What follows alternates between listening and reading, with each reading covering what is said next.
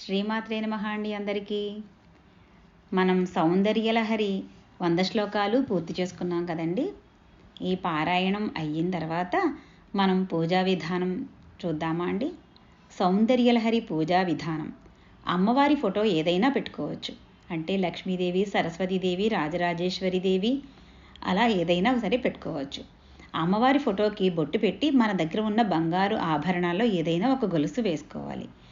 ఆ తర్వాత అమ్మవారి దగ్గర మనం కొత్త చీర, జాకెట్టు, తాంబూలం, గాజులు, పూలు, పళ్ళు ఎవరు పూజ చేసుకుంటారో అవి వారే వాడుకోవాలి.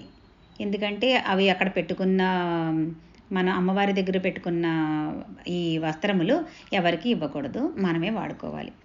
పసుపుతో గణపతిని చేసి గణపతి అష్టోత్తరం చేయాలి. అమ్మవారికి పూలమాల వేయాలి. లక్ష్మీ అష్టోత్తరం పూజ చేయాలి.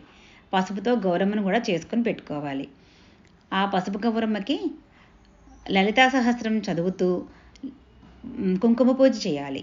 ఆ కుంకుమ పూజ అయిన తర్వాత ఒక కొబ్బరికాయ కొట్టి అమ్మవారికి నైవేద్యం పెట్టాలి.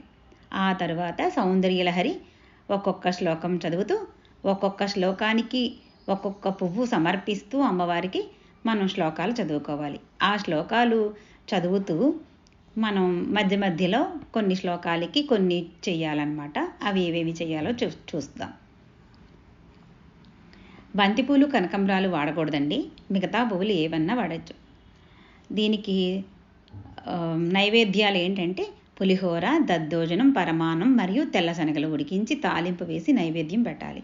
పానకం, వడపప్పు చేసుకోవాలి. పంచామృతాలలో పాలు, పెరుగు, తేనె, పంచదార, 2 కిస్మిస్లు మెత్తగా చేసి వేసుకోవాలి. 15వ శ్లోకానికి ఈ చెప్పాను కదా పంచామృతాలని, అది 15వ శ్లోకానికి మధుక్షీర పంచామృతాల నైవేద్యం పెట్టాలి. అది ఇంట్లో అందరూ తీసుకోవాలి. ముఖ్యంగా మనం చదువుకునే పిల్లలకి ఇస్తే చాలా మంచిదండి. అది సరస్వతీదేవి కటాక్షంతో చదువు బాగా వస్తుందంటారు. 22వ శ్లోకానికి హారతి ఇవ్వాలి. 30వ శ్లోకానికి హారతి ఇవ్వాలి.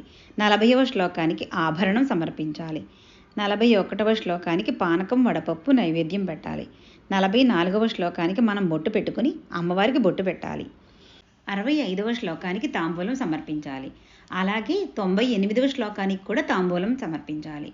94 నుంచి 100 శ్లోకాల వరకు సౌభాగ్య శ్లోకాలు అంటారండి. అది ఆ శ్లోకాలు వచ్చినప్పుడు మనం పువ్వుతో పాటు కొంచెం కుంకుమ కూడా తీసుకుని సమర్పించాలి. 100వ శ్లోకానికి కర్పూర హారతి ఇవ్వాలి. కర్పూర హారతి అనంతరం మంత్రపుష్పం చదువుకోవాలి. అంటే ధూపం, దీపం, నైవేద్యం ఇవన్నీ మామూలుగా చేసుకోవాలి. మంత్రపుష్పం, ప్రదక్షిణం ఇవన్నీ చేసిన తర్వాత ఒక పళ్ళెంలో పసుపు సున్నం వేస్తే ఎర్రనీళ్ళు వస్తాయి. దానిలో దీపం కుంది పెట్టి ఒత్తి వేసి నూనె వేసి ఎర్రనీళ్ళు హారతి ఇస్తూ హారతి పాట పాడుకోవాలి. ఆ నీటిని ఎవరూ తొక్కని చోట పారబోయాలి. శ్రీమాత్రే నమః అండి. ఇదండి పూజా విధానం. మనం ఈ శ్లోకాలు చదువుకుని అమ్మవారికి అప్పచెప్తే అమ్మ చాలా సంతోషిస్తుంది. మనకి ఈ పూజా విధానం చేసిన తర్వాత ఈ శ్లోకాలకి మరింత ఫలితం పెరుగుతుందన్నమాట అండి. అందరూ పూజ చేసుకుంటారని ఆశిస్తున్నాను. ఓకే అండి. శ్రీమాత్రే నమః.